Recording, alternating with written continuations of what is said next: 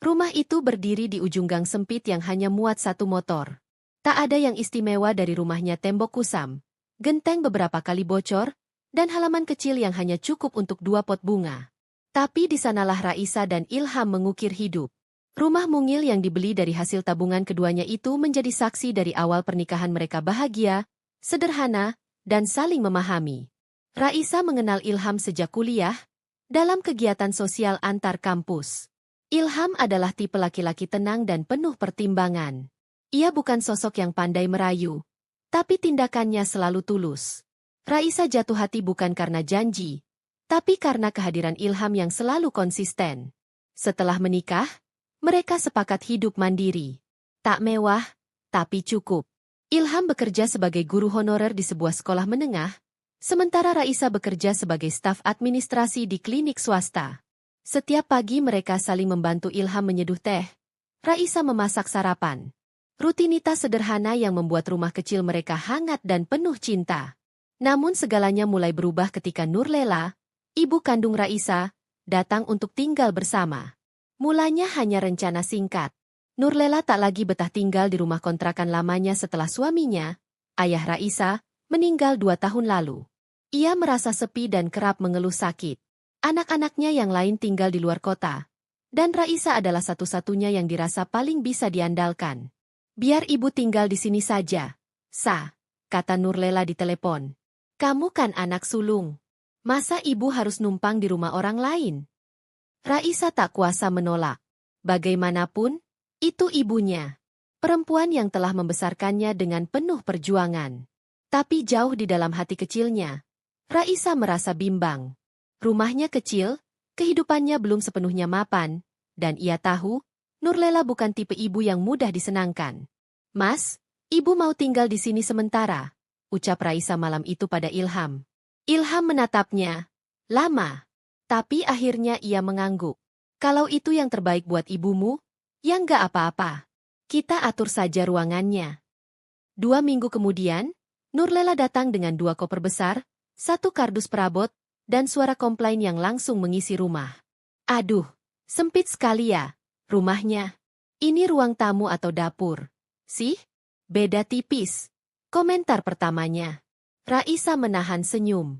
Ilham ikut menyambut, mencium tangan ibu mertuanya dengan sopan, berusaha tetap ramah meski sudah tampak bingung harus menyimpan koper di mana. Hari-hari pertama, Raisa mencoba sebaik mungkin membuat ibunya merasa nyaman. Ia menata ulang kamar kecil yang tadinya tempat mereka menonton TV, menambahkan kasur lantai, dan menyediakan lemari kecil untuk barang Nurlela. Tapi seiring waktu, kehadiran Nurlela mulai mengambil ruang bukan hanya secara fisik, tetapi juga dalam dinamika rumah tangga mereka. Nurlela adalah sosok yang dominan. Ia terbiasa mengatur, memerintah, dan menilai. Raisa tahu itu sejak kecil, tapi tinggal serumah membuat semuanya terasa lebih menyita. Ilham, nanti sore beli ayam ya. Ibu mau masak gulai. Bukan ayam potongnya, yang kampung. Rasanya lebih enak. Ibu, kan Raisa udah masak sayur asem tadi? Ucap Raisa pelan. Tadi masaknya hambar. Sa, kamu tuh belum paham bumbu. Kasihan Ilham kalau harus makan begitu terus. Ilham hanya diam, kadang menoleh pada Raisa, tapi lebih sering mengiyakan permintaan mertuanya. Awalnya Raisa bisa menerima itu ibunya, dan ia memang cerewet sejak dulu. Tapi perlahan, ia merasa dipinggirkan di rumahnya sendiri. Nurlela lebih sering berbicara langsung dengan Ilham soal urusan rumah, masakan, bahkan tentang cara mendidik anak nanti, seolah Raisa hanyalah pelengkap. Yang membuat Raisa benar-benar mulai terganggu adalah ketika Nurlela dan Ilham semakin akrab. Bukan hanya sebagai menantu dan mertua, tapi terasa lebih dekat dari itu. Setiap malam, mereka duduk berdua di ruang tamu, menonton sinetron sambil berbagi komentar, tertawa bersama. Kadang Ilham memijat kaki Nurlela jika sang ibu mengeluh pegal, dan Raisa hanya bisa melihat dari dapur tak tahu di mana letaknya dirinya dalam hubungan itu. Mas, kenapa akhir-akhir ini jarang ngobrol sama aku? Tanya Raisa suatu malam. Ilham yang tengah mengoles balsem di punggung Nurlela hanya menjawab, kamu kan sibuk sendiri. Aku nemenin ibu aja kok. Raisa menunduk.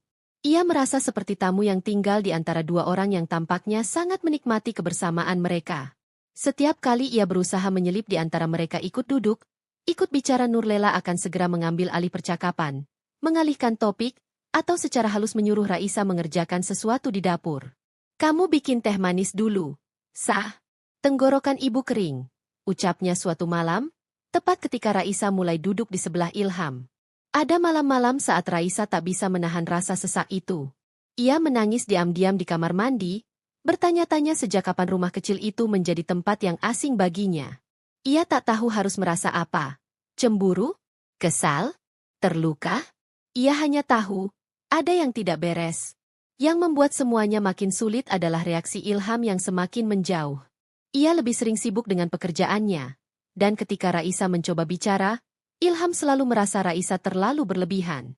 Kamu mikir macam-macam, katanya suatu malam. Tapi Mas, aku ini istrimu. Aku ngerasa sendirian di rumah ini. Ibu itu mertua, bukan orang lain. Dia cuma pengen dekat. Kamu yang terlalu sensitif. Raisa tak menjawab. Dalam diamnya, ia sadar, tak ada ruang untuknya di antara dua orang itu. Tidak secara fisik, tidak pula secara emosional. Puncaknya terjadi suatu sore. Raisa pulang lebih cepat karena urusan kantor selesai lebih awal. Ia membuka pintu dengan pelan, berharap bisa mengejutkan Ilham dengan camilan favoritnya. Tapi langkahnya terhenti ketika melihat pintu kamar terbuka sedikit.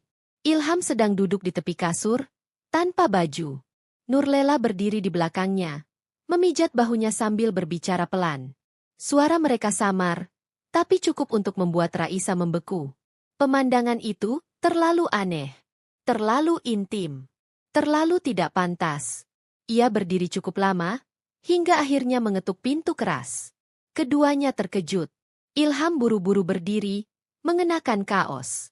Nurlela hanya merapikan kerudungnya, lalu berjalan keluar tanpa bicara sepatah kata pun. Raisa masuk, meletakkan camilan di meja, lalu duduk di tepi tempat tidur. Ia menatap ruangan itu. Bekas duduk mereka masih terasa hangat, tapi tidak ada lagi kehangatan di hatinya. Yang ada hanya kecurigaan yang belum berani ia ucapkan. Ia tahu betul, jika ia mulai bicara, segalanya akan berubah. Dan ia belum siap kehilangan, atau diabaikan lebih jauh lagi. Malam itu, Raisa tidur di ruang tamu. Ia tak menangis, hanya menatap langit-langit, bertanya-tanya. Sejak kapan ibunya sendiri menjadi orang yang membuat rumah tangganya terasa seperti neraka? Dan ini baru awal. Malam demi malam berlalu, dan Raisa semakin sering terbangun dengan perasaan tak nyaman. Ia bukan perempuan yang mudah cemburu, apalagi pada ibunya sendiri. Tapi keanehan-keanehan yang terjadi di rumah kecil itu perlahan berubah dari rasa tidak nyaman menjadi kecemasan yang tak bisa ia abaikan. Sejak hari itu, hari saat ia memergoki ibunya sedang memijat Ilham di kamar tidur, Raisa menjadi lebih awas. Ia tidak menuduh, tidak mengungkit, tidak bertanya. Ia hanya diam. Tapi diam yang seperti ujung pisau, menggores perlahan namun tajam. Nurlela dan Ilham tetap seperti biasa di hadapannya.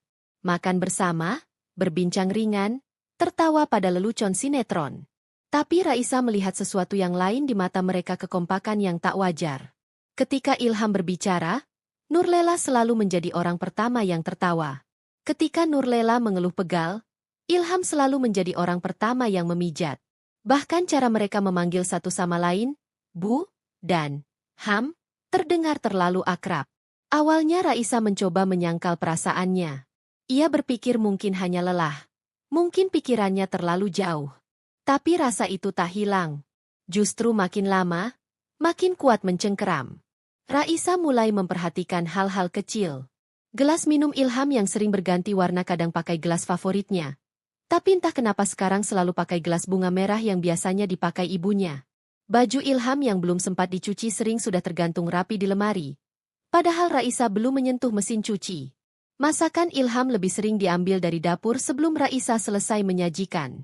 Semua seperti sudah ditangani orang lain. Puncaknya, suatu malam ketika Raisa pulang lebih larut dari biasanya karena rapat mendadak di klinik, ia menemukan pintu rumah terkunci dari dalam. Biasanya Ilham selalu menunggu atau setidaknya memastikan pintu tak dikunci saat ia belum pulang. Tapi malam itu, tak ada jawaban saat ia mengetuk. Ia telepon Ilham, tak diangkat. Ia tekan bel beberapa kali, masih sepi. Akhirnya, dengan kunci duplikat yang selalu ia simpan di tas, Raisa membuka pintu sendiri. Rumah gelap. Tak ada suara televisi, tak ada suara obrolan. Hanya cahaya samar dari kamar Ilham. Dan ketika Raisa mendekat, suara samar itu muncul tawa. Dua, Ilham dan Nurlela. Tawa yang terlalu pelan. Terlalu penuh bisik. Raisa tidak masuk. Ia hanya berdiri di depan pintu kamar. Tidak mengetuk, tidak bersuara. Lalu perlahan mundur. Ia duduk di ruang tamu dalam gelap, memeluk lututnya. Hatinya seperti digerogoti 1000 pertanyaan. Apa yang mereka tertawakan? Kenapa terdengar seperti rahasia? Kenapa seperti bukan tawa ibu dan menantu, tapi seperti laki-laki dan perempuan yang sedang berbagi sesuatu yang tak boleh diketahui orang lain? Pagi harinya, Raisa tidak bertanya apa-apa. Ia bangun lebih pagi, membuat sarapan, menyeduh kopi seperti biasa. Tapi tangannya gemetar ketika memotong roti. Saat Ilham masuk dapur dan mencium pipinya seperti biasa, Raisa hanya mengangguk kecil. Tak ada senyum, tak ada sapaan. Tidur nyenyak semalam? Tanya Ilham. Raisa menatapnya sejenak. Lumayan. Ilham tidak tahu bahwa Raisa hanya tidur 2 jam, setelah hampir semalaman menahan tangis. Hari-hari berikutnya, Raisa mulai menghindar. Ia pulang lebih malam, beralasan lembur. Ia lebih sering berada di klinik daripada di rumah. Tapi diam-diam, ia mengamati. Ia mulai mencatat kebiasaan Nurlela dan Ilham. Jam berapa mereka makan bersama? Berapa lama mereka di ruang tamu? Siapa yang lebih dulu masuk kamar?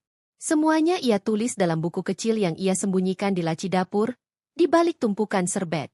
Raisa tahu, ia seperti orang gila. Tapi ia merasa perlu bukti. Ia tidak bisa menuduh tanpa dasar. Bagaimanapun, ini bukan sembarang perempuan. Ini ibunya. Perempuan yang telah melahirkannya, yang ia cintai, yang seharusnya menjadi tempat paling aman di dunia. Namun justru dari perempuan itulah, ia merasakan pengkhianatan paling getir. Raisa pernah sekali mencoba berbicara. Sore itu, setelah Ilham pergi mengajar, Raisa duduk bersama Nurlela di teras. Mereka minum teh, seperti ibu dan anak pada umumnya. Tapi Raisa merasa jarak di antara mereka semakin jauh. Bu, ucap Raisa pelan, ibu merasa nyaman tinggal di sini. Nurlela mengangkat alis, lalu tersenyum samar. Kenapa? Kamu nggak senang ibu di sini? Bukan begitu. Cuma, aku ngerasa hubungan kita sekarang agak berubah. Nurlela tertawa kecil. Kamu yang berubah. Dulu manja banget, sekarang banyak diam. Raisa mengangguk. Mungkin. Tapi ibu juga. Sekarang lebih dekat sama Ilham ya? Kali ini Nurlela tidak menjawab cepat. Ia hanya menatap Raisa sebentar, lalu menghirup tehnya perlahan. Ilham itu anak baik. Kamu beruntung dapat suami seperti dia. Jawaban itu tak menjelaskan apapun, tapi juga tak bisa disanggah. Raisa menahan napas. Ia ingin bertanya lebih dalam, tapi mulutnya seolah terkunci. Semenjak itu, Nurlela seperti makin percaya diri. Ia lebih sering mengenakan daster tipis, membiarkan rambutnya terurai meski Ilham ada di rumah. Ia tertawa lebih keras, duduk lebih dekat, bahkan sesekali menyuapi Ilham jika Raisa sedang di dapur. Raisa memperhatikan semuanya, dan semuanya menambah luka. Yang membuat Raisa makin yakin bahwa ada yang tidak beres adalah perubahan sikap Ilham. Ia mulai sering lupa mengabari, mulai jarang mengajak Raisa berbincang. Mereka masih tidur sekamar, tapi jarang bersentuhan. Raisa bisa merasakan tubuh Ilham yang semakin menjauh dan dingin. Tak ada pelukan, tak ada obrolan sebelum tidur. Satu malam, Raisa memberanikan diri memegang tangan Ilham, mencoba mencari kembali hangat yang dulu selalu ada. Tapi Ilham hanya berkata, "Aku capek banget, sayang," lalu memalingkan badan. Raisa menangis pelan malam itu. Bukan karena ditolak, tapi karena ia tahu ada yang berubah. Bukan dari luar, tapi dari hati Ilham sendiri. Suatu sore, saat Raisa pulang lebih awal dan mendapati rumah kosong, ia menemukan sesuatu yang membuat darahnya seperti berhenti mengalir. Di dalam kamar ibunya, di antara tumpukan baju, Raisa menemukan selembar foto kecil. Foto itu tak asing, itu Ilham, tersenyum di taman belakang rumah, mengenakan kaos favoritnya. Tapi yang membuat Raisa nyaris tak bisa bernapas adalah tulisan kecil di belakang foto. Untukmu, yang selalu membuatku tenang. N. Raisa menggenggam foto itu erat, lalu duduk di lantai. Tangisnya tak bisa dibendung. Ia ingin marah, ingin menjerit. Tapi semua itu tak akan mengubah kenyataan yang mulai jelas di depan mata. Ibunya dan suaminya. Diam yang ia pilih selama ini bukanlah bentuk kedewasaan, tapi jalan sunyi menuju kehancuran. Ia sudah tahu sejak lama, tapi ia menutup mata. Dan kini semuanya mulai menamparnya perlahan, menyayat pelan-pelan tanpa ampun. Raisa menyimpan foto itu di dompetnya. Ia tak tahu untuk apa, tapi ia tahu, hari-hari ke depan tak akan lagi sama. Dan untuk pertama kalinya, Raisa mulai berpikir, bagaimana jika rumah kecil di ujung gang ini bukan lagi tempat ia bisa tinggal? Waktu berjalan lambat sejak Raisa menemukan foto itu. Ia menyimpan bukti kecil itu rapat-rapat di dompetnya. Seperti luka yang terus berdarah namun tak boleh diketahui siapapun. Di hadapan Ilham dan ibunya, ia tetap tersenyum. Ia tetap memasak, mencuci, menjalankan rutinitas rumah seperti biasanya. Tapi dalam hati, Raisa tahu bahwa ia sedang menghitung detik menuju pecahnya sesuatu yang lebih besar. Ketegangan itu tak kasat mata, tapi terasa menggantung di udara. Tatapan Ilham makin sulit dibaca. Nurlela pun mulai menghindari terlalu banyak kontak mata dengan Raisa. Ada percakapan-percakapan yang tiba-tiba berhenti ketika Raisa memasuki ruangan. Ada pintu-pintu yang terkunci lebih sering dari biasanya. Malam itu, Raisa pulang lebih cepat dari jadwal karena pasien sore membatalkan janji. Hujan turun deras, dan jalanan basah. Ia masuk rumah pelan-pelan, berharap bisa memeluk Ilham dan berbagi teh hangat sambil mendengar hujan di luar. Namun begitu membuka pintu, keheningan menyambutnya. Lampu ruang tamu mati. Dapur kosong. Tak ada suara dari televisi. Raisa mengernyit, melepas sepatunya, lalu berjalan perlahan melewati lorong sempit menuju kamar. Kamar mereka kosong. Spray masih rapi, bantal belum bergeser. Raisa memanggil pelan, "Ilham?" Tak ada jawaban. Langkahnya kemudian bergeser ke arah kamar belakang. Kamar ibunya. Pintu tertutup, tapi dari dalam terdengar suara samar. Suara tawa kecil dan erangan tertahan. Detik itu juga jantung Raisa seakan berhenti berdetak. Ia menahan napas, mendekat perlahan. Pintu itu tidak terkunci. Raisa mendorong daun pintu pelan-pelan, dan apa yang dilihatnya membuat dunia runtuh seketika. Di dalam ruangan remang itu, tubuh Ilham setengah telanjang. Ia berdiri membelakangi pintu, sementara Nurlela ibunya sendiri duduk di kursi kecil. Tangannya menyentuh punggung Ilham dengan perlakuan yang tak bisa disalahartikan. Sentuhan itu terlalu lembut, terlalu intim, terlalu tidak wajar. Baju daster Nurlela terbuka sebagian, memperlihatkan pundaknya. Wajahnya terangkat sedikit, dan bibirnya tersenyum samar, bukan seperti ibu pada menantu, melainkan perempuan kepada pria yang sedang ia puja. "Bu?" Suara Raisa keluar pelan, serak, hampir tak terdengar. Ilham refleks menarik bajunya, membalikkan badan. Wajahnya pucat. Nurlela berdiri tergesa, menutupi tubuhnya dengan syal yang terjatuh ke lantai. "Raisa!" seru Ilham cepat. Matanya melebar. Raisa berdiri di ambang pintu, tak bergerak. Seluruh tubuhnya kaku. Pandangannya tak bisa lepas dari pemandangan yang baru saja menghantam seluruh nalar dan harga dirinya. Tangannya mengepal. Bibirnya bergetar. Tapi yang keluar dari mulutnya hanya satu kalimat, dengan suara gemetar dan nyaris berbisik. "Apa yang kalian lakukan?" Nurlela melangkah cepat. "Raisa, ini bukan seperti yang kamu pikirkan." "Oh ya." Raisa menatap lurus ke mata ibunya. "Karena yang kupikirkan, barusan, adalah aku melihat suamiku setengah telanjang, dan ibuku menyentuh tubuhnya." Ilham mendekat. "Sayang, tolong, dengar dulu. Jangan panggil aku sayang," teriak Raisa. Suaranya akhirnya pecah. "Kalian pikir aku bodoh? Sudah berbulan-bulan aku diam. Sudah cukup." Nurlela menarik napas dalam, mencoba tenang. Dia hanya sakit punggung. Ibu bantu memijat.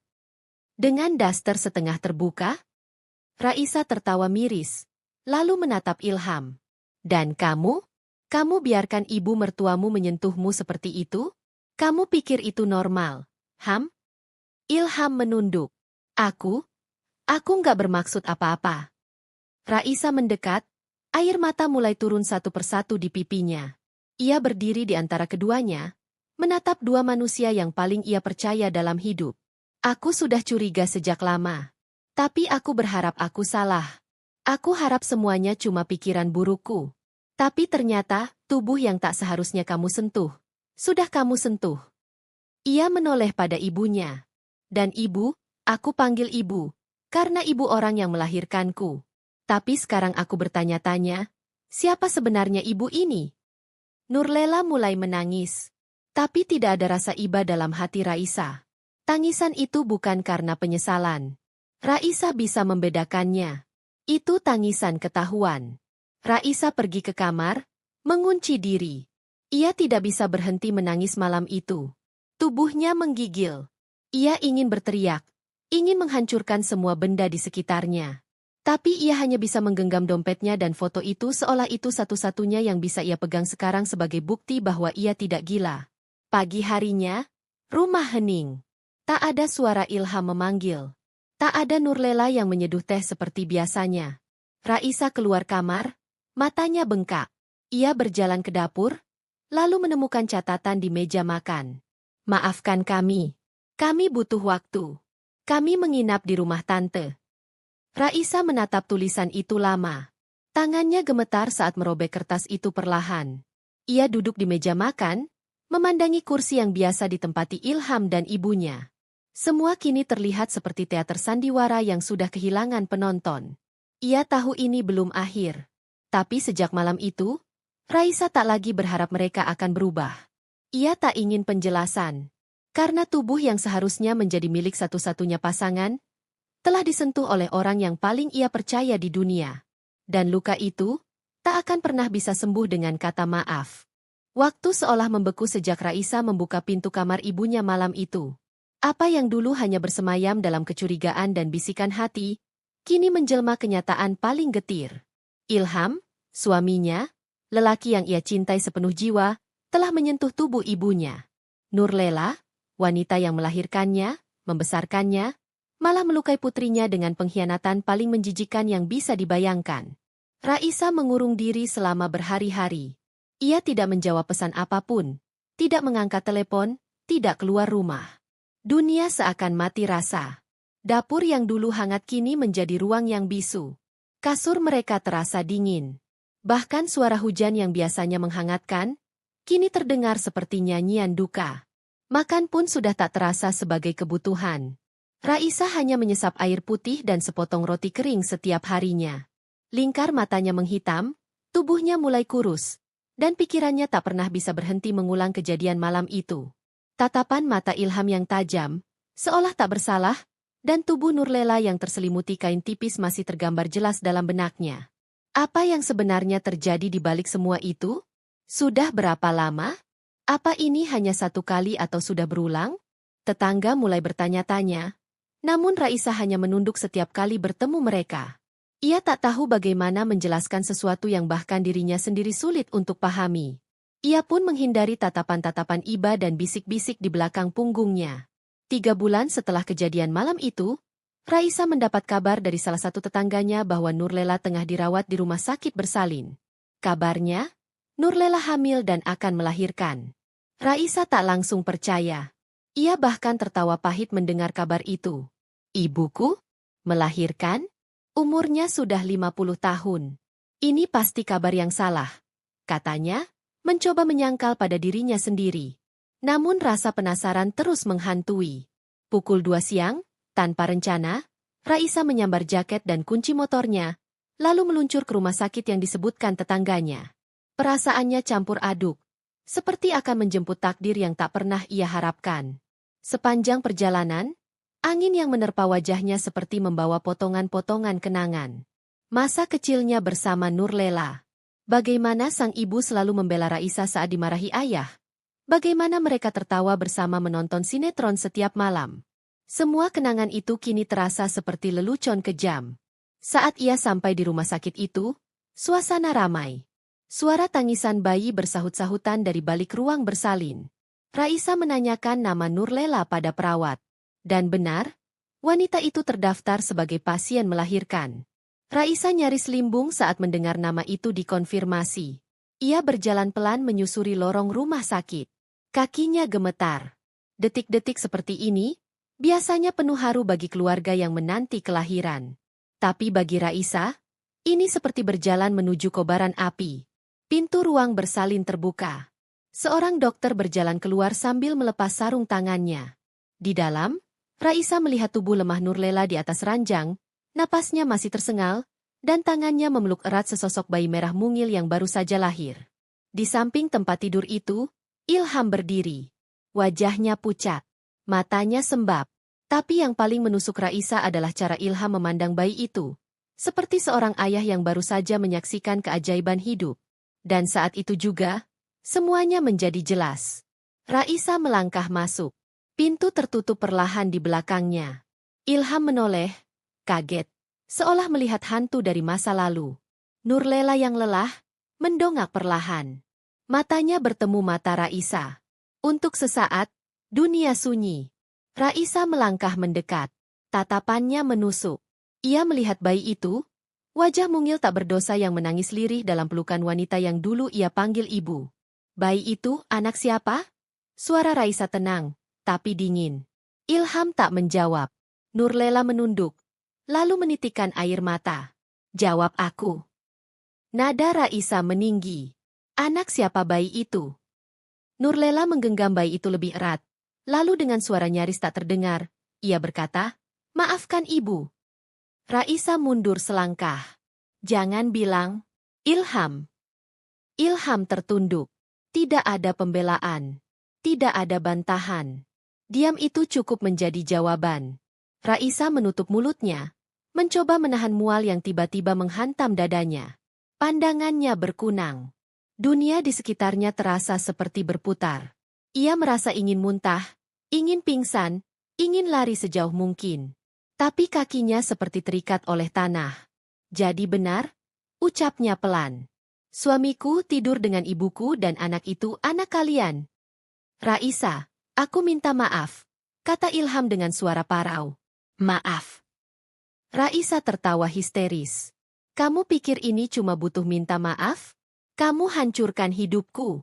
Kamu hancurkan keluargaku. Dan sekarang kamu berdiri di sini, seperti ayah yang bangga melihat anaknya lahir. Nurlela menangis keras. Semua ini bukan direncanakan, Raisa. Ibu juga tak tahu kenapa bisa. Raisa menatap Nurlela tajam. Kamu yang melahirkanku. Tapi kamu juga yang menusukku dari belakang. Bagaimana mungkin kamu bisa tidur dengan suami anakmu sendiri? Apa kamu bahkan masih pantas disebut ibu? Tangisan bayi itu mengisi keheningan. Seolah menyuarakan luka yang tak bisa diungkapkan dengan kata-kata. Dokter mengetuk pintu, masuk, dan meminta Raisa keluar karena pasien butuh istirahat. Tapi Raisa tidak peduli. Ia berdiri di sana, memandang dua manusia yang kini terasa seperti orang asing. Simpan anak itu. Rawatlah bersama-sama. Jadikan rumah tangga kalian dari sisa-sisa pengkhianatan ini. Tapi mulai hari ini, aku bukan bagian dari kalian lagi, kata Raisa pelan. Ia memutar badan, melangkah keluar tanpa menoleh. Air mata jatuh satu-satu di pipinya. Tapi ia tak ingin ada yang melihat. Ia ingin menangis sendiri, di tempat yang sunyi, tempat yang jauh dari segala pengkhianatan. Saat ia mencapai lorong, terdengar tangis bayi dari ruang bersalin. Tapi suara itu kini hanya gema yang akan menghantuinya seumur hidup. Dan di luar rumah sakit, langit mendung. Seolah semesta pun ikut menangisi takdir seorang anak perempuan yang dikhianati oleh darah dagingnya sendiri. Raisa menumpang ojek online untuk pulang. Sepanjang perjalanan, ia duduk diam memeluk tas selempangnya erat-erat. Kepalanya bersandar pada jendela mobil. Satu persatu kenangan berkelebat kembali. Ia ingat Ilham yang dulu memperjuangkannya saat ayahnya tak merestui hubungan mereka. Ia ingat ibunya yang diam-diam membantu mereka menikah. Namun kini, keduanya justru saling terikat dalam dosa yang tak termaafkan. Dunia seperti membalikkan dirinya. Sesampainya di rumah, Raisa tak langsung masuk. Ia berdiri lama di depan pagar, memandangi pintu rumah yang dulu terasa hangat. Kini, rumah itu hanya bangunan kosong yang penuh kenangan pahit. Malam itu, ia tidur di lantai ruang tamu, berselimut jaket, memeluk bantal dan menangis dalam diam. Tidak ada kata. Tidak ada suara. Hanya denting waktu yang terus berdetak, membawa luka-luka yang terus menganga. Ia tahu, mulai saat ini hidupnya tidak akan pernah sama lagi. Langit sore itu tampak labu. Seakan mengerti betul suasana hati Raisa yang sama suramnya. Di depan rumah yang dulu ia sebut rumah tangga, kini ia berdiri dengan koper kecil dan tubuh gemetar. Tak ada pelukan perpisahan. Tak ada kalimat maaf. Hanya suara pintu yang dibanting keras oleh Ilham setelah ia menyerahkan surat perceraian dan segepok kata-kata kejam yang masih menggema di telinganya. Pergi kau dari rumah ini. Aku sudah cukup muak dengan wajahmu. Ibumu lebih tahu caranya membuatku merasa seperti lelaki seutuhnya. Raisa masih mematung di ujung tangga rumah itu, matanya basah dan napasnya sesak. Ia mengira hidup akan memberinya kesempatan untuk bertanya, untuk memahami, untuk memaafkan jika harus. Tapi dunia tak memberinya ruang. Dunia justru menamparnya bertubi-tubi. Ia kehilangan suami, kehilangan keluarga, dan lebih menyakitkan lagi, ia kehilangan ibunya, sosok yang ia percaya tak akan pernah mengkhianatinya. Tak banyak yang Raisa bawa. Beberapa potong pakaian, dompet, dan satu foto kecil mendiang ayahnya, terselip di saku koper. Dunia yang semula utuh, kini retak dan runtuh. Di usia 28, ia kembali menjadi seorang diri, terombang-ambing dalam perahu bernama luka. Dengan langkah lemah, ia menyusuri jalan setapak di gang sempit yang sepi. Tak ada tujuan jelas. Rumah tantenya di kota sebelah terlalu jauh dan terlalu menyakitkan untuk menjelaskan semuanya. Ia malu. Malu bukan karena ditinggal, tapi karena kisahnya begitu mengerikan untuk diceritakan. Ia menyewa kamar kecil di sebuah indekos tua, cukup untuk tidur dan menyimpan tubuh yang lelah. Dinding kamar itu lembab. Ada noda jamur di pojok atas dan kasur tipis yang sudah cekung di bagian tengah. Tapi Raisa tak mengeluh. Ia terlalu lelah untuk mengeluh. Seluruh hidupnya sekarang adalah tentang bertahan. Malam pertama di kamar itu, ia menangis sejadi-jadinya. Bantal kecil itu menjadi saksi bagaimana seorang perempuan yang begitu kuat di luar, remuk tanpa suara. Ia mengingat masa kecilnya. Mengingat ibu yang dulu dengan sabar mengepang rambutnya. Ibu yang melindunginya dari kekerasan ayah tiri. Ibu yang bekerja keras menjahit baju demi menyekolahkannya. Namun kini, bayangan ibu itu berubah menjadi monster. Monster yang merebut suaminya dan melahirkan anak dari pria yang adalah menantu sendiri. Hari-hari Raisa terlewati dalam keheningan. Ia jarang berbicara, hanya keluar untuk membeli makanan murah dan kembali bersembunyi di balik tirai jendela. Ia mematikan semua media sosial. Ia takut membaca komentar orang-orang. Di kampung itu, kabar seperti ini menyebar lebih cepat dari angin. Ia tahu dirinya telah menjadi bahan gunjingan. Beberapa tetangga mencoba menemuinya. Namun Raisa menolak. Ia pura-pura tak mendengar ketukan pintu. Bahkan ketika pemilik kos menanyakan kabarnya, Raisa hanya tersenyum singkat dan berlalu. Dalam dirinya, ada pertempuran besar antara ingin menjelaskan dan ingin menghilang. Beberapa hari kemudian, ia mendapatkan pekerjaan sementara di sebuah warung makan kecil di pinggir jalan. Pemiliknya adalah ibu-ibu separuh baya yang tak banyak bertanya. Mungkin karena tahu betul, orang yang datang dengan mata sembab biasanya hanya ingin diberi ruang, bukan interogasi. Raisa bekerja keras, mencuci piring, mengantar pesanan, menyapu lantai, bahkan bersih-bersih toilet. Semua ia lakukan demi satu hal, bertahan. Ia belum siap untuk merencanakan masa depan. Belum sanggup memikirkan balas dendam. Bahkan belum punya energi untuk menyusun kembali harga dirinya yang hancur. Satu-satunya waktu di mana ia merasa hidup hanyalah saat menulis di buku kecil miliknya. Buku itu berisi catatan perasaannya, kemarahan, kebingungan, dan doa-doa yang kadang tak lagi ia yakini. Di halaman ke-14, ia menulis, "Jika luka ini harus kubayar dengan seluruh harga diriku, aku rela. Tapi jangan biarkan aku kehilangan akal sehatku. Jangan biarkan aku membenci terlalu dalam. Sebab yang ku tahu, benci yang mendalam hanya akan membuatku kehilangan arah." Namun tetap saja, rasa marah itu kadang datang. Terutama saat malam. Saat semua suara berhenti dan hanya ada satu suara yang mengendap. Pengkhianatan. Setiap kali ia menutup mata, yang muncul adalah bayangan Ilham dan Nurlela. Di ruang bersalin itu. Saat semuanya terbongkar. Saat ia melihat tangisan ibu kandungnya bukan karena malu, tapi karena kehilangan kekasih sekaligus menantu yang kini telah resmi menjadi suaminya. Tak masuk akal. Bahkan dalam skenario drama paling gila pun, cerita ini akan dicap terlalu kejam. Tapi itu adalah kenyataan Raisa. Dunia nyata yang tak bisa ia edit. Tak bisa ia ulang. Hanya bisa dijalani dengan tubuh yang gemetar. 1 bulan berlalu. Raisa mulai lebih tenang. Luka itu belum sembuh. Tapi ia belajar menapaki harinya dengan lebih berani. Ia sudah bisa berjalan menyusuri pasar tanpa terus menunduk. Ia bahkan mulai bisa menatap mata pelanggan di warung makan itu dan tersenyum kecil.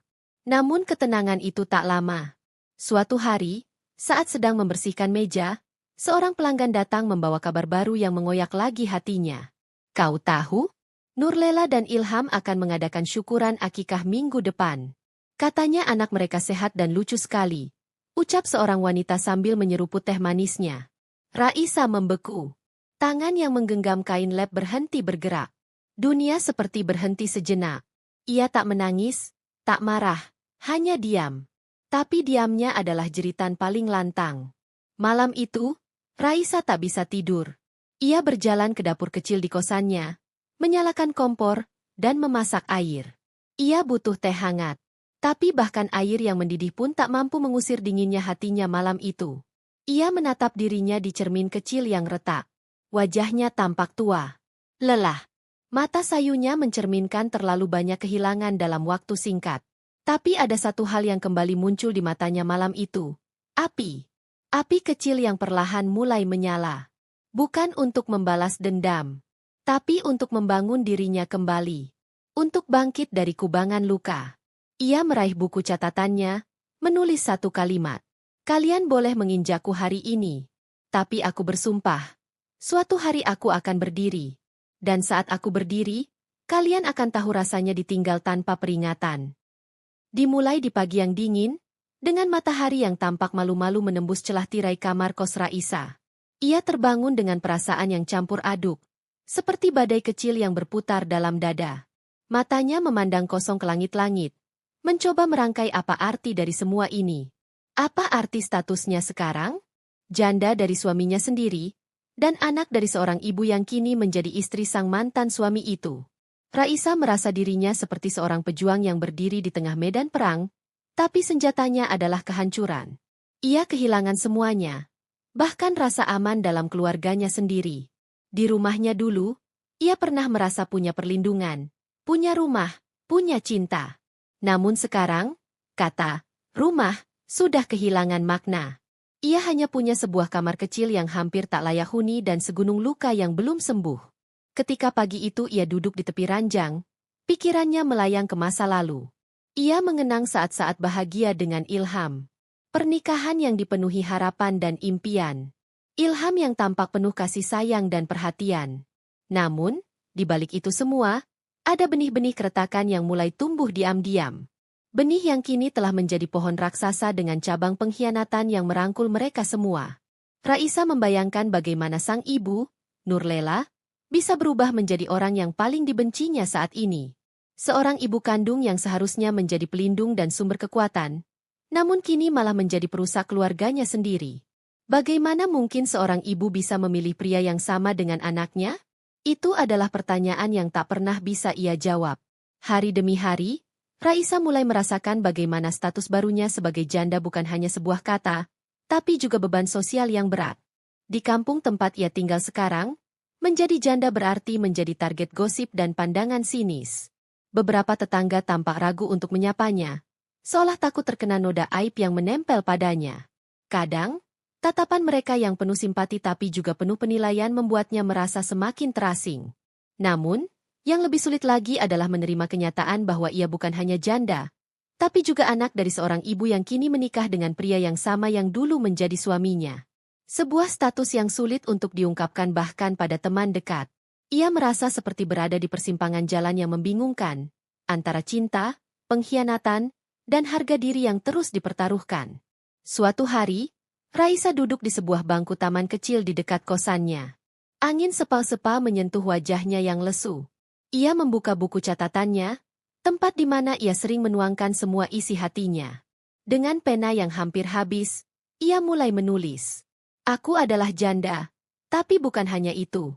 Aku juga adalah anak yang kehilangan ibu karena cinta yang salah. Aku harus belajar mencintai diriku sendiri, meskipun dunia menganggapku sebagai pecundang. Aku harus bangkit, bukan untuk mereka, tapi untuk diriku sendiri. Seketika, air mata mengalir tanpa bisa dibendung. Tapi kali ini, air mata itu bukan air mata kepedihan yang tak berujung. Ia seperti mengalirkan sisa-sisa luka yang selama ini terpendam, memberi ruang bagi hati yang ingin pulih. Kehidupan Raisa yang dulu penuh warna kini berubah menjadi serangkaian perjuangan untuk menemukan jati diri. Ia mulai mencari pekerjaan yang lebih stabil, mencoba menjalin hubungan dengan beberapa orang yang ia percaya. Namun, kepercayaan itu tidak mudah didapatkan. Setiap kali ia membuka hati, bayang-bayang pengkhianatan selalu datang menyergap. Di sisi lain, berita tentang hubungan terlarang Ilham dan Nurlela semakin menjadi-jadi. Orang-orang kampung semakin sering membicarakan mereka, dan bukan dalam nada positif. Raisa kadang merasa bersyukur tak lagi menjadi bagian dari keluarga itu, tapi juga terpukul oleh kenyataan betapa mudahnya keluarganya menjadi bahan lelucon dan celaan. Ia sering bertanya-tanya, bagaimana hidupnya akan berjalan ke depan? Apakah ia akan selalu dihakimi karena kesalahan orang lain? Apakah ia akan mampu melupakan pengkhianatan yang sangat dalam ini? Suatu malam, Raisa bermimpi buruk. Ia bermimpi bertemu dengan Ilham dan Nurlela dalam sebuah pesta besar. Dalam mimpi itu, ia melihat mereka tertawa bersama, tanpa rasa bersalah sedikit pun. Ia berdiri sendiri di sudut ruangan, dengan rasa kesepian yang menusuk. Ketika ia mencoba mendekati, mereka malah menjauh dan tertawa lebih keras. Raisa terbangun dengan napas tersengal dan jantung berdebar kencang. Pagi harinya, ia memutuskan untuk melakukan sesuatu yang belum pernah ia lakukan selama ini, berbicara dengan seseorang yang bisa dipercaya. Ia menghubungi sahabat lama yang tinggal di kota lain, seorang wanita yang selalu memberinya semangat dan dukungan tanpa syarat. Mereka mengobrol panjang malam itu. Sahabatnya mengingatkan Raisa bahwa ia bukanlah kesalahan orang lain, dan bahwa setiap orang punya hak untuk bahagia dan memilih hidupnya sendiri. Percakapan itu menjadi titik balik bagi Raisa. Ia mulai merasakan ada harapan kecil yang tumbuh kembali di dalam hatinya. Ia berjanji pada dirinya sendiri bahwa ia akan berjuang, bukan hanya untuk membuktikan pada Ilham dan Nurlela, tapi untuk membuktikan pada dirinya sendiri bahwa ia layak mendapatkan kebahagiaan. Hari-hari berikutnya Raisa mulai mengatur ulang hidupnya. Ia mencari pelatihan kerja, memperbaiki hubungan dengan beberapa anggota keluarga yang masih mendukungnya, dan perlahan membangun jaringan sosial yang baru. Ia juga mulai rajin berolahraga dan menjaga kesehatan mentalnya dengan meditasi dan menulis jurnal harian. Namun, bukan berarti jalan ini mudah. Ada saat-saat ketika rasa sepi dan sakit hati kembali datang seperti gelombang besar yang menghempas. Raisa belajar untuk tidak melawan rasa itu secara langsung, tapi menerima dan menghadapinya dengan kepala tegak. Suatu sore, saat sedang berjalan di sekitar taman yang sama di mana ia pernah duduk sendirian, Raisa bertemu dengan seorang pria paruh baya yang ramah. Pria itu adalah pemilik sebuah perpustakaan kecil di dekat kosnya. Mereka mulai berbicara ringan tentang buku dan hidup. Dari pertemuan itu, Raisa merasa menemukan sekilas kehangatan yang sudah lama hilang. Ia sadar bahwa dunia masih penuh dengan orang baik yang siap menerima tanpa menghakimi. Hari demi hari, Raisa menyadari satu hal penting. Statusnya sebagai janda dan sebagai anak yang terluka tak lagi menentukan siapa dirinya. Ia adalah wanita yang kuat, yang bisa bangkit dari kehancuran, yang bisa menata hidupnya kembali dengan caranya sendiri. Dalam hati, Raisa tahu bahwa perjuangannya belum selesai. Namun, ia siap melangkah maju, membawa semua luka sebagai pelajaran, dan semua harapan sebagai cahaya yang menuntun jalannya. Hari-hari Raisa mulai terasa berat, tapi juga penuh warna baru sejak kehadiran Rangga. Sosok pria muda itu membawa ketenangan yang belum pernah ia rasakan selama ini. Meski baru beberapa minggu mengenal Rangga, Raisa merasa seperti menemukan oase di tengah gurun kehidupannya yang kering dan penuh luka. Rangga sendiri bukanlah sosok yang sempurna. Ia membawa cerita hidupnya yang juga tidak mudah.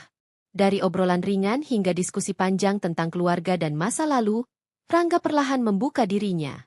Ia bercerita bahwa ia pindah ke gang itu untuk memulai hidup baru, jauh dari kota besar tempat ia dulu bekerja sebagai fotografer. Rangga ingin suasana yang lebih tenang dan penuh kedamaian, sesuatu yang menurutnya sulit didapatkan di tengah hiruk-pikuk ibu kota.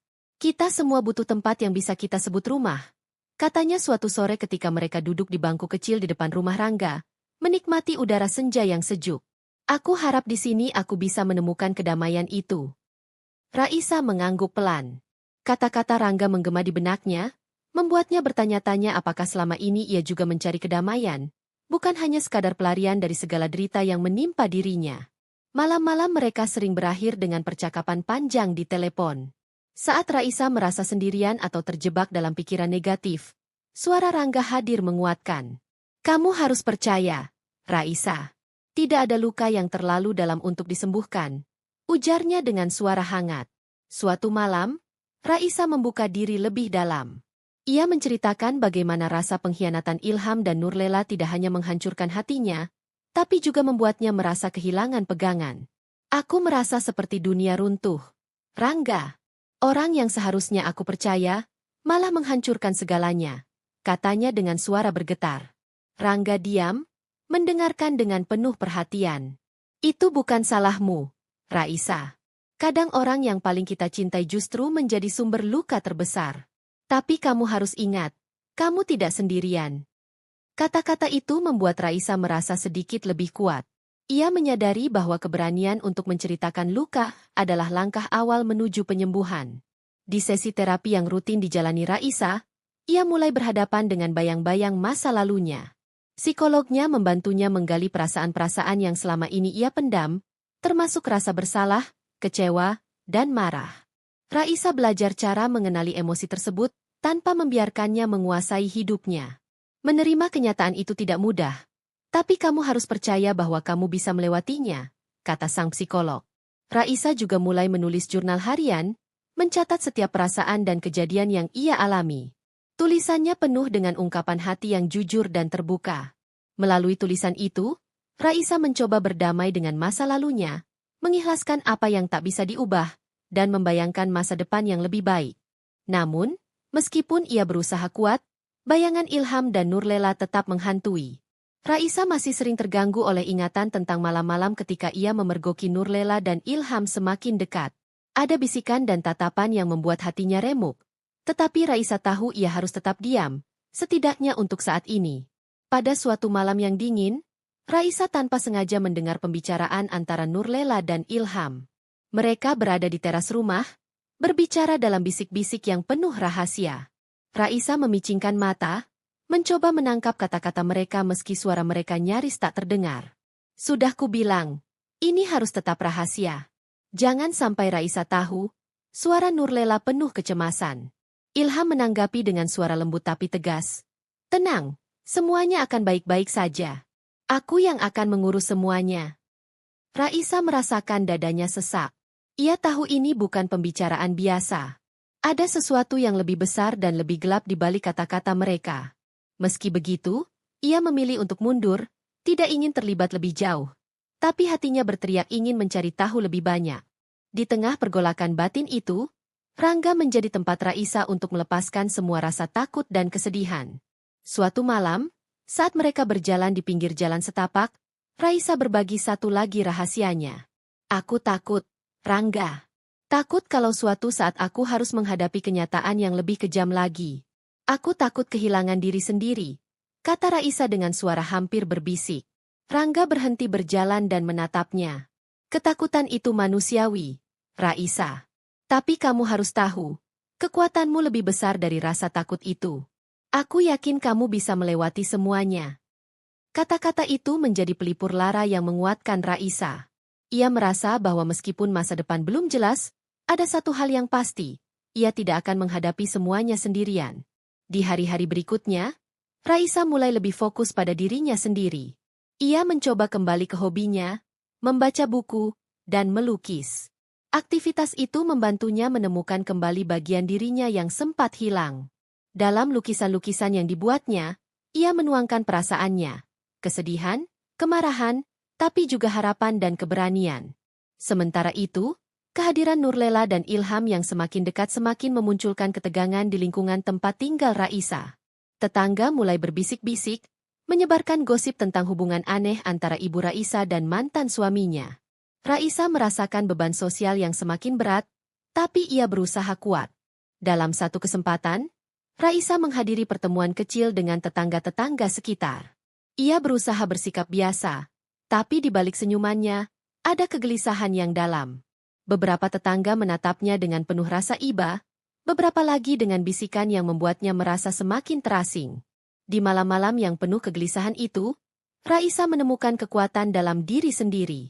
Ia belajar bahwa jatuh dan terluka adalah bagian dari hidup, tapi bangkit dan melanjutkan perjuangan jauh lebih penting. Suatu sore, saat duduk di bangku depan rumah, Raisa melihat Rangga yang sedang bercakap-cakap dengan seorang pria tua dari lingkungan sekitar.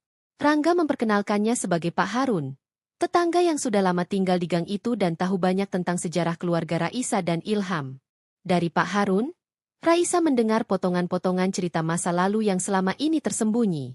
Tentang hubungan rumit Nurlela dan Ilham, tentang rahasia keluarga yang mungkin menjadi akar dari semua masalah yang menimpanya.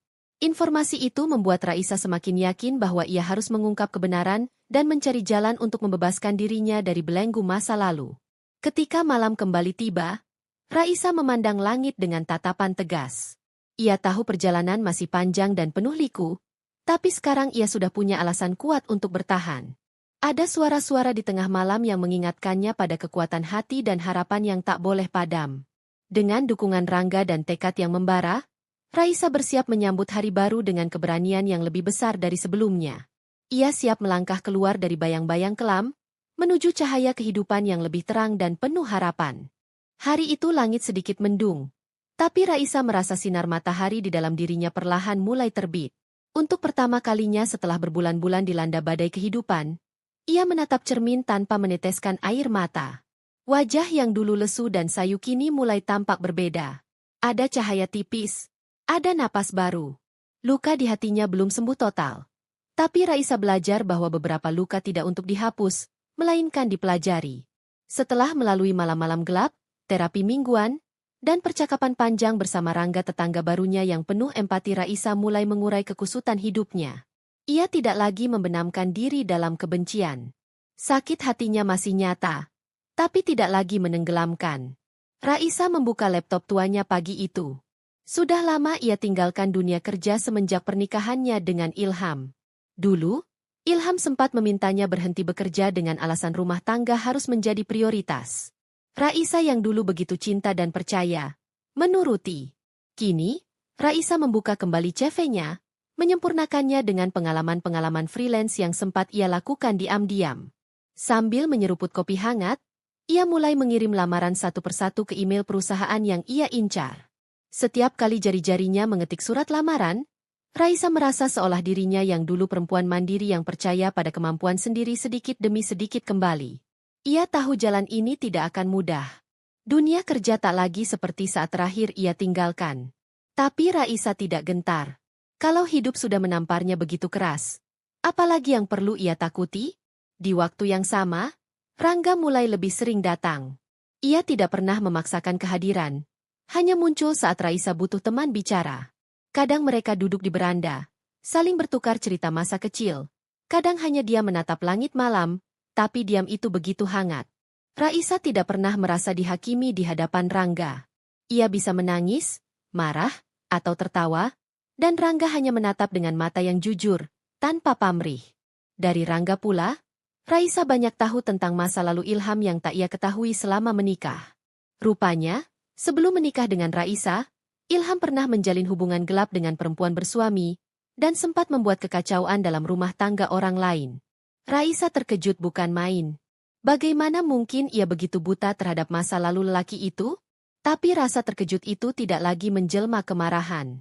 Hanya kesadaran pahit, bahwa cintanya dulu memang terlalu membabi buta. Proses bangkit tidak berjalan mulus. Ada hari-hari Raisa merasa ambruk kembali. Kadang, berita tentang Nurlela dan Ilham lewat dari tetangga atau media sosial. Kabarnya, mereka hidup layaknya pasangan normal. bahkan menamakan anak mereka dengan nama yang disukai Raisa dulu.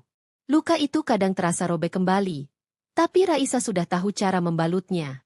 Ia tidak lagi membiarkan dirinya larut. Setelah seminggu mengirim lamaran, sebuah email balasan datang.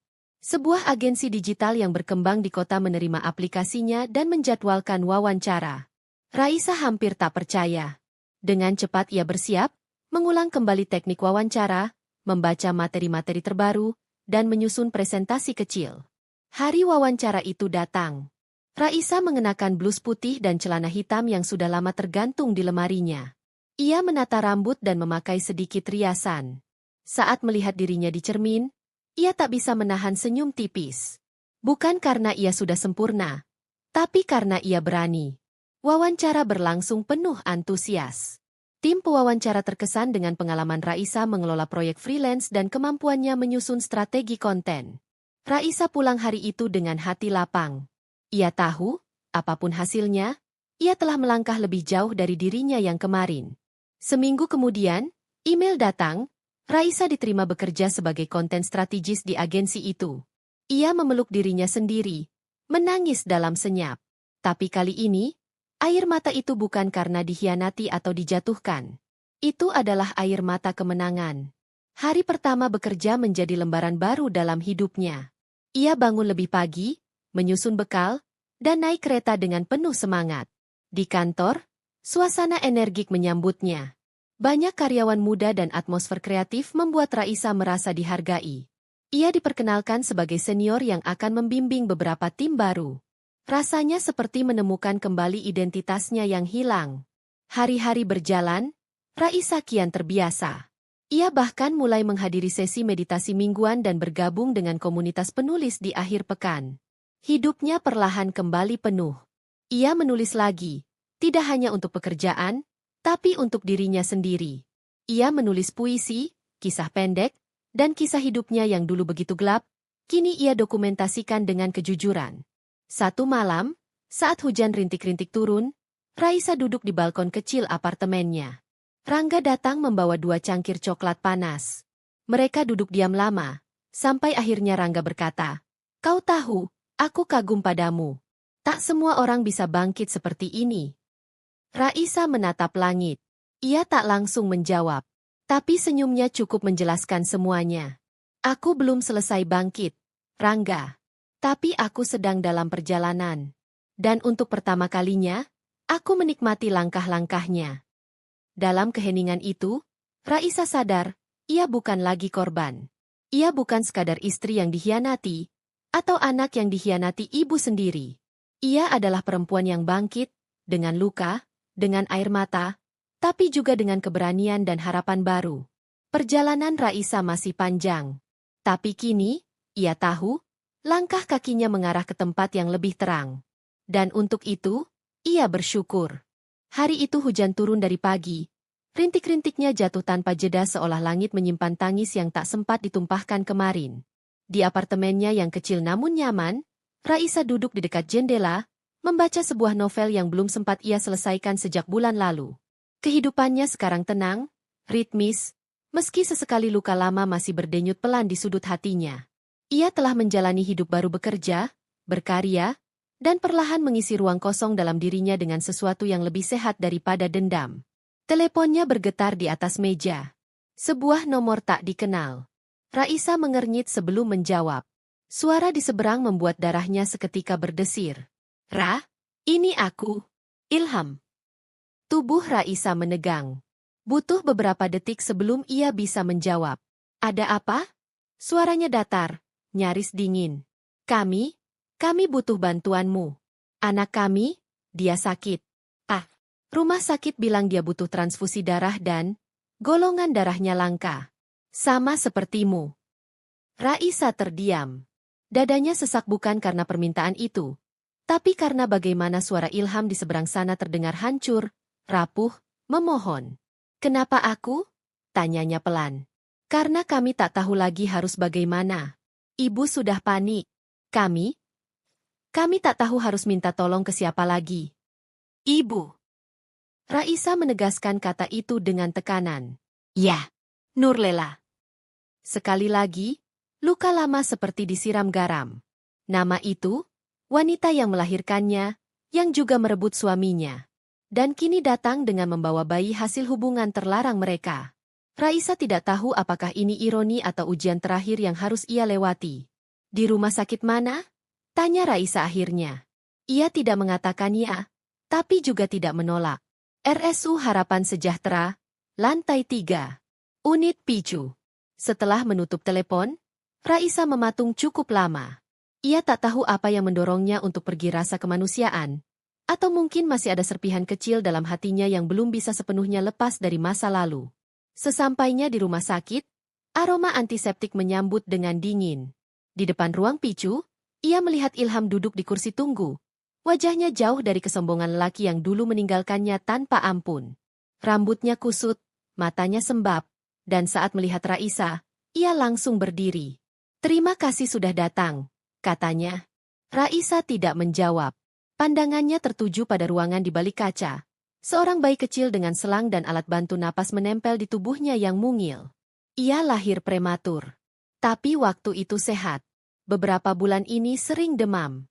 Tadi pagi kejang. Dokter bilang ada infeksi paru dan butuh transfusi cepat. Tapi stok darah langka. Aku baru ingat kamu punya golongan darah AB negatif. Kau tak cek golongan darah bayi sebelum ini? Tanya Raisa pelan, matanya masih menatap bayi yang tak berdosa itu. Kami pikir, tidak akan secepat ini. Di mana dia? Raisa bertanya tanpa menyebut nama. Ilham tahu maksud Raisa. Ia menunjuk ke arah ujung lorong. Ibu di dalam. Belum mau keluar sejak masuk tadi. Raisa melangkah pelan menuju pintu ruang keluarga pasien. Di dalam, Nurlela duduk sendirian. Wajahnya lebih tua dari usia, garis-garis penyesalan tergambar jelas. Saat melihat Raisa, ia langsung berdiri, matanya berkaca-kaca.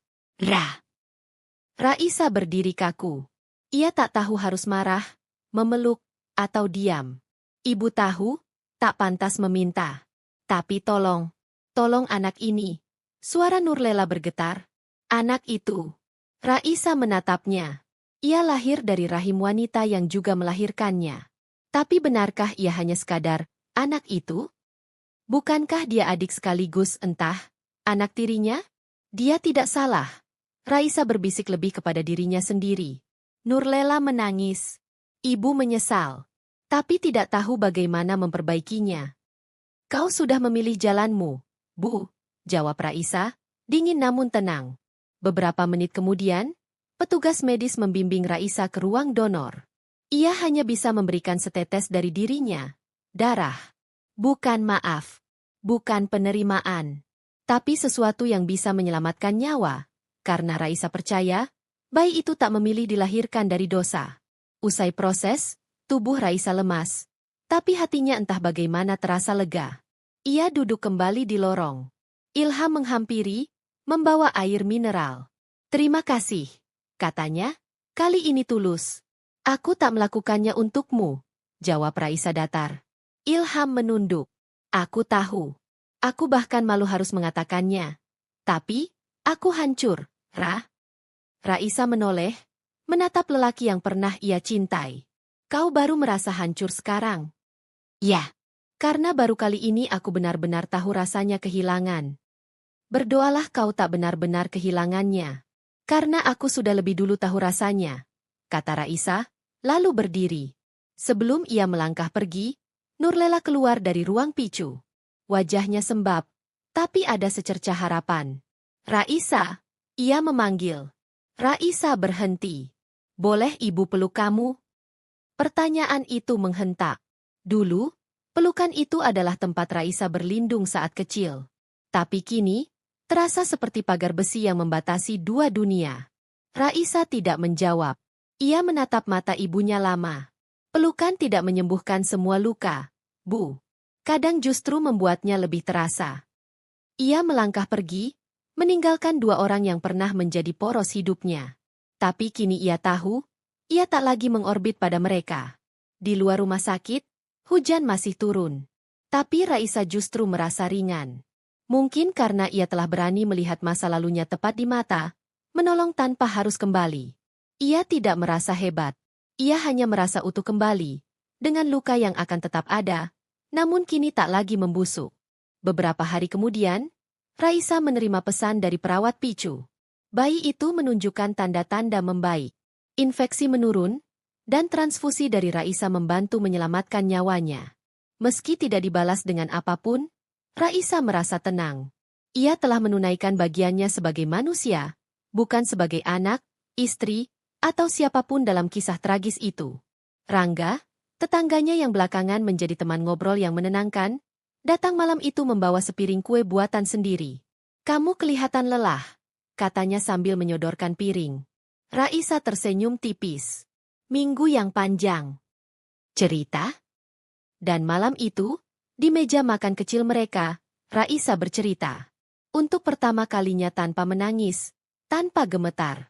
Ia menyebut nama Ilham dan Nurlela, bukan dengan benci, tapi sebagai bagian dari cerita yang membuatnya menjadi dirinya hari ini. "Aku tidak pernah menyangka bisa melewati semua itu," katanya. "Tapi kamu bisa," jawab Rangga. Mereka saling pandang. Ada pemahaman di antara mereka yang tak butuh penjelasan panjang. Dua orang yang sama-sama pernah patah, tapi memilih untuk tetap berjalan, meski terseok. Raisa tahu, hidupnya tidak akan sempurna. Tapi malam itu, dengan suara hujan yang masih turun perlahan di luar jendela, ia merasa cukup. Luka itu mungkin tidak akan pernah sembuh. Tapi ia telah belajar hidup berdampingan dengannya. Dan mungkin, itu sudah lebih dari cukup.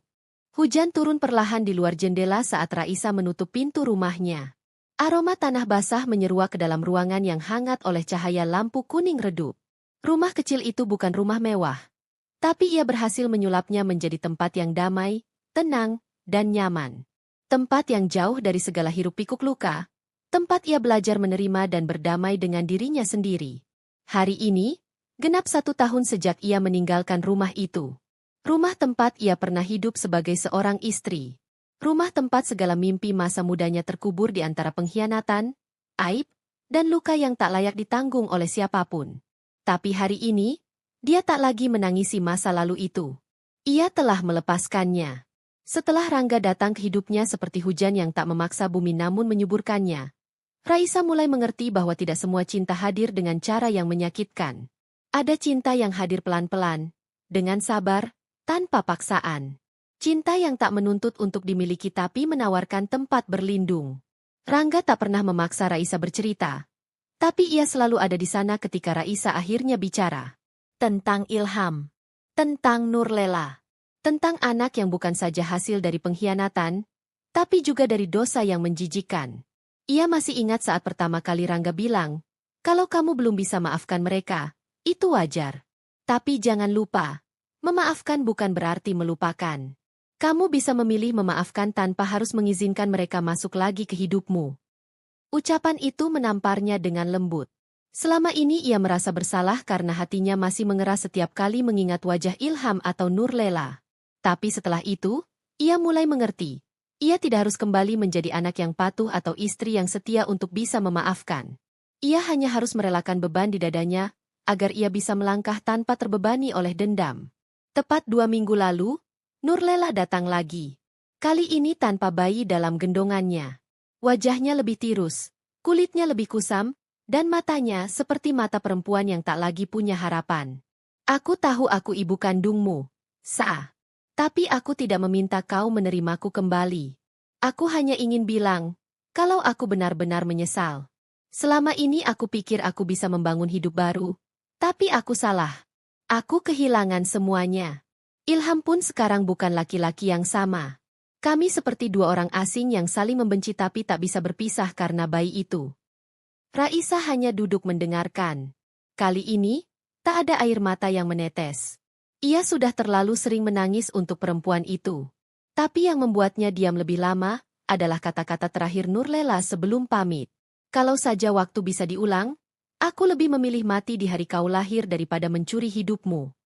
Perkataan itu tak membuat Raisa luluh. Tapi untuk pertama kalinya, ia tak merasa dendam. Ia merasa kasihan. Iya, kasihan. Tapi bukan rasa kasihan yang membuat seseorang ingin menolong. Melainkan rasa kasihan dari seseorang yang akhirnya sadar bahwa yang menyakitinya telah kalah oleh kesalahan yang mereka buat sendiri. Ilham tak pernah datang lagi. Setelah kedatangan Nurlela itu, Raisa dengar kabar bahwa Ilham meninggalkan rumah dan tak pernah kembali. Ada desas-desus bahwa ia berselingkuh lagi, kali ini dengan perempuan lain. Nurlela menolak menjelaskan lebih jauh. Hari-hari Raisa kini lebih tenang. Ia bekerja di sebuah kafe kecil milik sahabat lamanya. Di sana, ia belajar hal-hal baru. Memasak, meracik kopi, menyapa pelanggan. Menjadi pribadi yang sederhana tapi bahagia. Dan Rangga, lelaki itu perlahan-lahan menjadi bagian dari kesehariannya. Mereka tak pernah berbicara tentang cinta secara gamblang. Tapi dari cara Rangga mengantarkan makanan ke kafe saat hujan deras, dari caranya diam-diam mengganti lampu teras Raisa yang mati, dari caranya menunggui Raisa yang lembur malam, semuanya terasa lebih jujur daripada janji manis yang pernah Raisa dengar dari Ilham dulu. Pada suatu malam, setelah menutup kafe, Raisa duduk di taman kecil belakang rumah. Rangga datang dengan 2 cangkir teh jahe. Mereka duduk berdua dalam diam. "Kamu tahu," kata Raisa pelan, "aku pikir hidupku sudah habis waktu itu." Rangga menoleh, tapi tak menyela. Tapi ternyata tidak. Bahkan setelah semua yang terjadi, aku masih bisa bangun pagi dan tertawa dengan orang-orang baru. Aku masih bisa merasakan hujan dan matahari. Aku masih bisa merasa hidup. Kamu lebih kuat dari yang kamu kira, Sa? Aku bukan kuat. Aku hanya memilih untuk tidak mati. Rangga mengangguk. Itu juga bentuk kekuatan. Raisa tersenyum kecil. Malam itu, ia memutuskan satu hal penting dalam hidupnya. Ia memilih untuk memaafkan. Bukan karena Ilham dan Nurlela pantas mendapatkan itu, tapi karena dirinya sendiri pantas mendapatkan kebebasan dari segala rasa sakit. Ia tak ingin menjadi perempuan pahit yang terus hidup dalam trauma. Ia ingin hidup seperti bunga liar yang tumbuh di sela-sela retakan beton keras, tapi tetap bisa mekar. Hari demi hari berjalan lebih ringan setelah keputusan itu. Ia tak lagi menghindari pertanyaan-pertanyaan tentang masa lalunya. Jika orang bertanya, ia akan menjawab dengan kepala tegak, tanpa rasa malu, tanpa rasa hina. Aku janda dari mantan suamiku, dan anak dari ibu yang jadi istri mantan suamiku. Begitu ia pernah berkata kepada seorang pelanggan yang bergosip terlalu keras. Dan sekarang aku baik-baik saja. Hari itu, seluruh kafe hening. Tapi setelah itu, banyak pelanggan mulai menghormatinya. Tidak sedikit yang menyemangatinya, dan bahkan mengaguminya. Bukan karena kisahnya, tapi karena ketegarannya. Suatu sore, Rangga datang dengan wajah yang lebih serius dari biasanya. "Aku dapat tawaran kerja di luar kota. 3 bulan. Raisa terdiam. "Kamu akan pergi? Kalau kamu izinkan." Ia tertawa kecil. "Kenapa kamu tanya aku?" "Karena kamu alasanku betah di sini." Raisa memandangi lelaki itu lama, sebelum akhirnya berkata, "Pergilah. Kalau memang itu baik untuk kamu, kamu akan menunggu." "Aku tidak menunggu siapa-siapa, Rangga," jawab Raisa tenang. "Tapi pintu rumahku akan tetap terbuka untuk orang-orang baik." Rangga tersenyum, lalu menggenggam tangan Raisa untuk pertama kalinya. Genggaman yang tidak menjanjikan masa depan, tapi cukup untuk memberi rasa aman pada hari ini. Dan hari ini saja, bagi Raisa, sudah cukup. Ketika akhirnya Rangga pergi untuk menjalani pekerjaannya, Raisa kembali menata hari-harinya seperti biasa. Ia tak lagi merasa perlu menjelaskan masa lalunya kepada siapapun. Ia telah memaafkan Nurlela, telah mengikhlaskan Ilham, dan telah melepaskan semua kenangan buruk yang pernah menggenggamnya erat. Raisa tahu luka itu tak akan pernah benar-benar hilang. Tapi ia juga tahu, hidup bukan soal menghapus luka. Hidup adalah tentang bagaimana tetap bisa tertawa meski luka itu ada. Tentang bagaimana berjalan meski kaki masih sedikit pincang. Tentang bagaimana menutup lembaran lama dan bersedia membuka yang baru tanpa takut akan luka yang mungkin datang lagi. Karena pada akhirnya, Raisa sadar bahwa memaafkan bukan berarti melupakan. Dan orang yang memaafkan bukanlah orang lemah, tapi justru orang yang paling berani menghadapi hidup. 3 tahun telah berlalu sejak malam terakhir itu. Sejak Rangga berpamitan dengan teh jahe hangat dan genggaman tangan yang sederhana tapi penuh makna. Waktu berjalan lambat tapi pasti, dan Raisa tahu bahwa hidup yang baru tak pernah dibangun dalam semalam. Ia perlu waktu. Perlu jatuh. Perlu berkali-kali merasa kehilangan arah sebelum akhirnya bisa berdiri tegak seperti sekarang. Raisa kini tinggal di kota kecil di pinggir laut. Ia membuka sebuah warung kopi sederhana di tepi dermaga. Bukan kafe modern, bukan tempat yang penuh dekorasi estetik seperti yang digandrungi anak muda. Tapi tempat itu hangat. Meja kayu yang dibuat dari bekas perahu, aroma kopi robusta lokal yang menyambut dari pintu, dan senyum ramah Raisa setiap pagi semuanya membuat warung kopi itu selalu dirindukan. Anak-anak nelayan datang ke sana untuk membaca buku-buku yang ia sediakan gratis. Para ibu datang sekadar berbagi cerita sambil menyeruput teh hangat. Tak jarang pelaut tua duduk diam berjam-jam di sana, menatap ombak, dan pulang dengan mata yang lebih tenang. Raisa tak pernah bertanya banyak. Ia tahu, sebagian orang hanya butuh tempat singgah yang tak menghakimi. Hidupnya kini tak mewah, tapi juga tak kekurangan. Ia cukup. Dan untuk pertama kalinya, Raisa mengerti apa arti cukup. Bukan tentang jumlah uang, bukan tentang pasangan hidup, tapi tentang damainya hati saat menutup mata di malam hari. Pada suatu pagi, hujan turun pelan. Angin laut membawa kabut tipis yang menari di atas permukaan dermaga. Raisa menyeduh kopi sambil membuka jendela warung. Di luar, seseorang berdiri dengan koper hitam di tangan. Tubuhnya masih kurus, tapi matanya lebih dalam dari dulu. Raisa terdiam sejenak, lalu tersenyum. "Kopi jahe?" tanyanya tanpa ragu. Rangga mengangguk. "Kalau masih ada." Keduanya tertawa kecil. Tak ada pelukan. Tak ada drama. Hanya dua orang yang akhirnya bertemu kembali setelah waktu dan jarak menguji semuanya. Mereka duduk berseberangan. Tak saling menjelaskan. Tak saling menyelidik. Rangga bercerita sedikit tentang pekerjaannya, tentang kota tempat ia tinggal, dan tentang keputusannya untuk kembali ke tempat yang lebih tenang. Raisa hanya mendengarkan, lalu berkata, "Kalau kamu butuh tempat tinggal sementara, kamar di atas warung ini kosong." "Kamu yakin?" "Aku tak pernah menyesal menolong orang baik." Dan begitulah mereka kembali saling hadir. Bukan untuk menggantikan masa lalu, tapi untuk berbagi masa depan, jika memang waktunya tiba. Rangga tak pernah memaksa Raisa untuk memulai hubungan. Tapi ia juga tak pernah pergi lagi. Ia memperbaiki genteng yang bocor, membetulkan kursi yang goyah, dan menanam pohon Kamboja di depan warung. Suatu malam, Raisa duduk di dermaga sambil memeluk lutut. Langit penuh bintang. Rangga duduk di sebelahnya, membawa 2 cangkir teh jahe. "Kamu pernah pikir akan sampai di titik ini?" tanya Rangga.